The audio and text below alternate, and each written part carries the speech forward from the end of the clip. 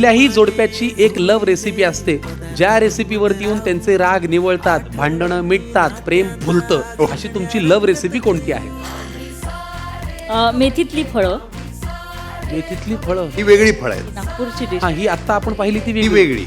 ही मी भोगतोय ती वेगळी. ती वेगळी. पण आमच्याकडे पण मराठवाड्यामध्ये वरण फळं आम्ही करतो. हो हा. आमच्याकडे पण त्याला चकुल्या म्हणतो आम्ही. चकुल्या. मेथीतली फळं आज आपल्याला पाहिजे आहेत. Yes. त्यासाठी लागणारं साहित्य काय ते घेऊन येऊया आणि Yes. कृतीकडे जाऊया. चला, मेथीतली फळं करण्यासाठी लागणारं साहित्य आपल्या समोर आहे आणि ते साहित्य आपण सांगा. येस, आपण निवडून धुवून घेतलेली ही मेथी आहे. बरं. त्याच्यानंतर हे गव्हाचं पीठ आहे, हम्म, कांदा, हम्म, किसलेलं खोबरं, हम्म. लसूण, तीळ, मिरची, मीठ.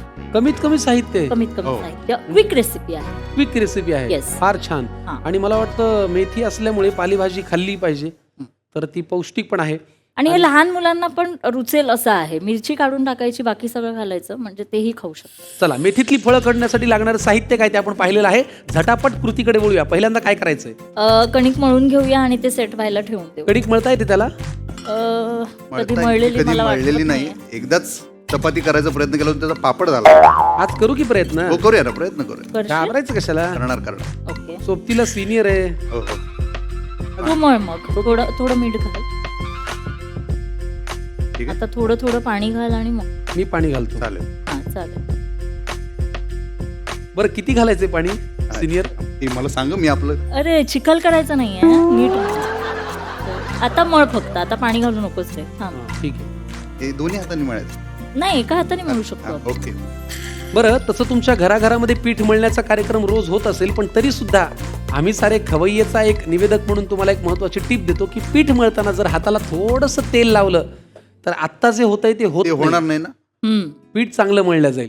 गुरुजी, आत्ता मी जी टीप दिली प्रेक्षकांना ती तुमच्यासह सगळ्यांसाठी आहे. हो. तुम्हीच नाही ऐकलं तर बाकीचं कोण ऐकेल? थोडं तेल घ्या ना.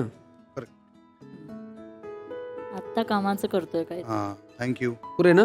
वा. थँक्यू. पण एवढा टप्पा त्यांनी चांगला पार पाडलाय बरं का? हो हो थँक्यू. हो. पीठ चांगलं मळलंय. बट त्याला येतं, स्वयंपाक येतो त्याला. आता वेळ मिळत नाही म्हणून हा, कणिक बरोबर. पहिल्यांदाच मळतोय. चांगलं आहे. मला आवडतं, खरंच आवडतं, पण मी एकटा असताना स्वयंपाक करायला मला आवडतं. हा. हो, त्याला किचन फ्री पाहिजे, एकदम घर फ्री. कुणी असलं की मला बोललो टेन्शन येतं टर्म्स अँड कंडिशन्स अप्लाइड असल्यामुळे. बर. आणि खूप वेळ लागतो मला. तिच्या हातचा कुठला पदार्थ खूप आवडतो? तिच्या हातचं ना, मला चिकन आवडतं, अच्छा.